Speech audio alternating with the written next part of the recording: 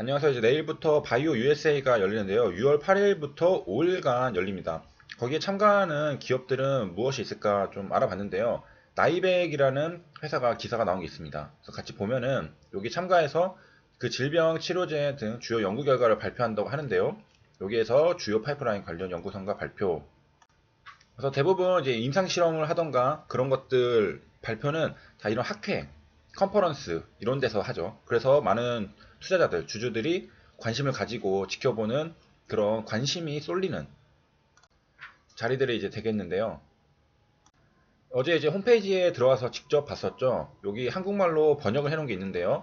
이제 제약 바이오 산업 기업들이 업무 협력, 콜라보레이션이라고 영어로 되어 있었죠. 업무 협력을 논의하는 자리다라고 합니다. 그래서 초빙을 해서 개발 성과를 발표하고 거기 이제 참가하려면 한 100만 원 정도가 들거든요.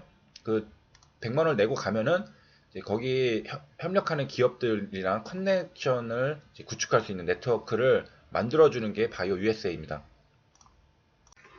여기서 이제 나이백은 기업 설명회 세션 발표자로 선정이 됐다라고 하는데 발표자로 선정이 됐다는 것은 이제 뭔가 발표할 게 있다는 거죠. 그래서 주력 기술이 펩타이드 기반 플랫폼 시스템이라고 합니다.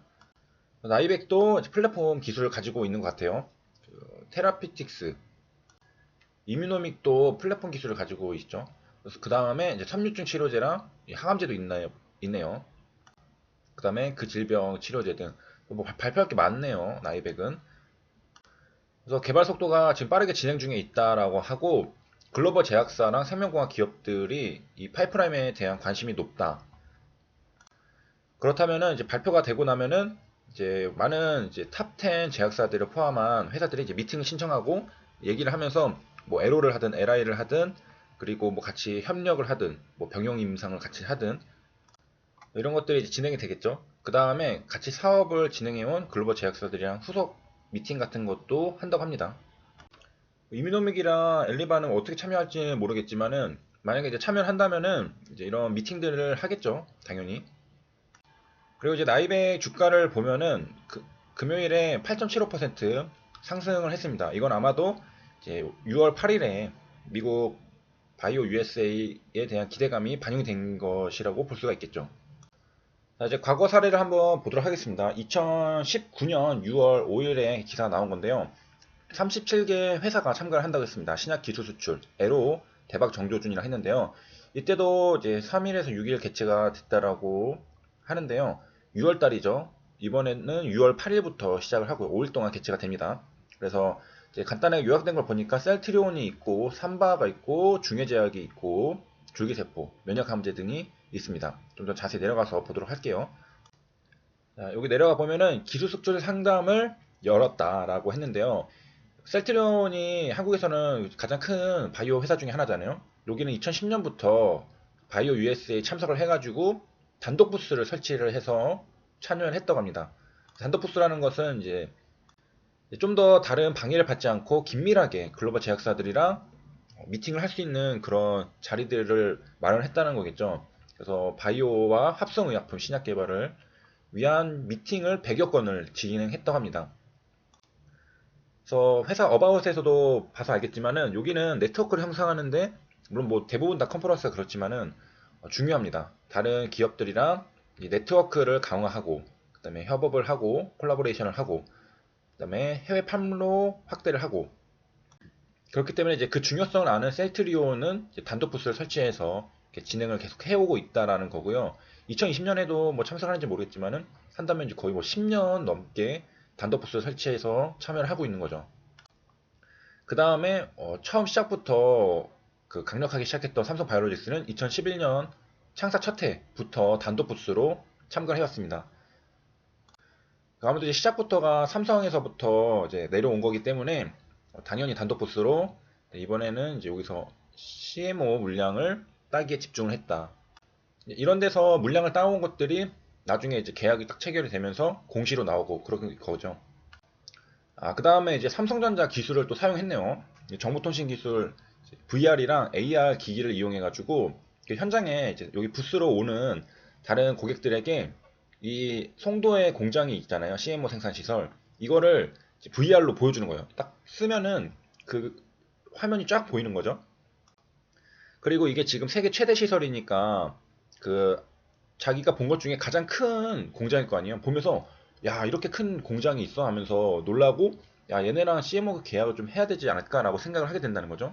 그래서 이런 데다 사용을 하네요. VR이랑 AR 기기를 자신들의 규모를 보여주면서 PR을 하고 야 우린 이 정도로 세계 최대 큰 시설이 있다. 우리한테 물량을 줘라 라고 이렇게 협의를 하는 거죠.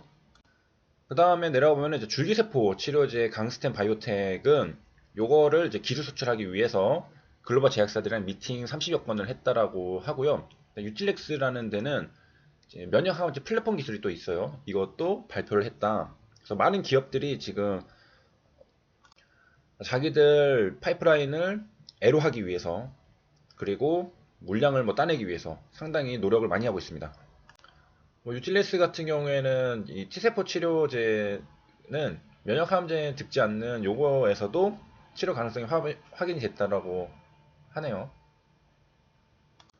그 다음에 이제 메디포스트 같은 경우에는 줄기세포 치료제 파이프라인 개발 및 인허가 현황, 임상 시험 결과 등을 발표했다.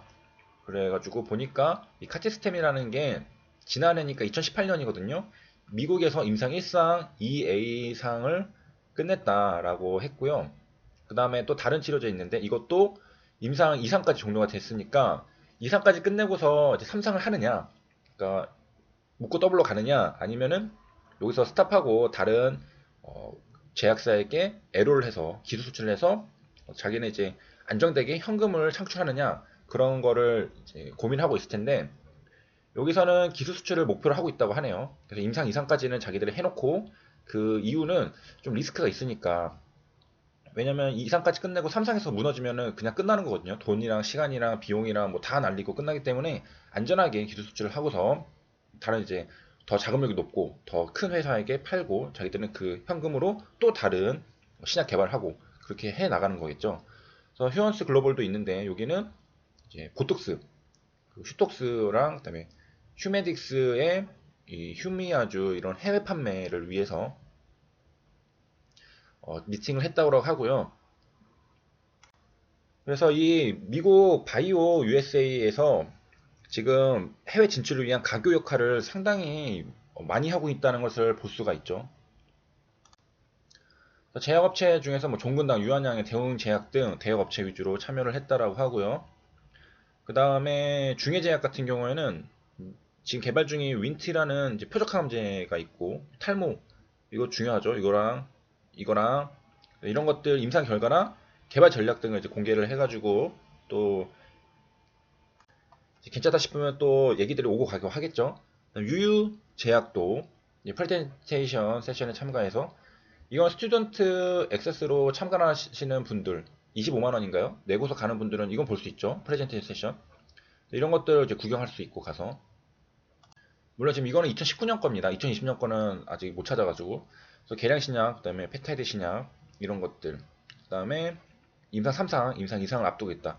역시 다 임상을 아직 다 끝내지 않고서 여기 오는 거죠. 끝냈으면은 그냥 판매를 하기 위해서 이제 미팅을 하던가 실제로 이제 판매를 진행하고 있을 텐데 아무튼 이 코트라랑 한국바이오협회가 공동으로 통합 한국관을 운영한다고 하네요. 여기 천랩 뭐 이런 기업들도 또 참여를 했고 올라가서 이제 표를 한번 보니까 일단은 국내 주요 그 유명한 기업들은 다 참여를 했어요. 그래서 아마 2020년 여기도 참여를 할 텐데 지금은 아마 뉴스 기사가 안 나오는 이유가 뭐 이제 진행이 되면서 나올 수도 있겠지만은 인펄슨으로 미팅을 진행한다고 했거든요. 아니 진행 못 한다고 했거든요.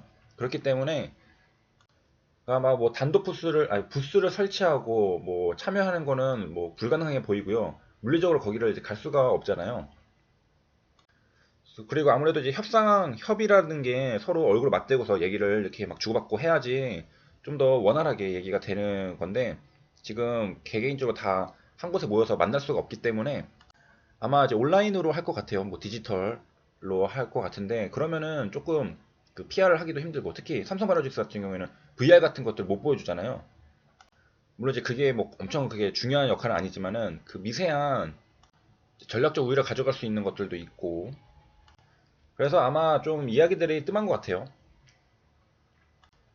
그래서 2019년보다는 조금 소극적인 컨퍼런스가 되지 않을까 생각을 해보는데, 이거 보면은 매년 6월 초 개막, 이번에 또 6월 초에 개막을 하죠. 그 다음에 이때는 필라델피아에서 열렸다고 하고, 그 다음에 67개국에서 1만 6천 명 이상의 참가, 그리고 한국어 37개 참가.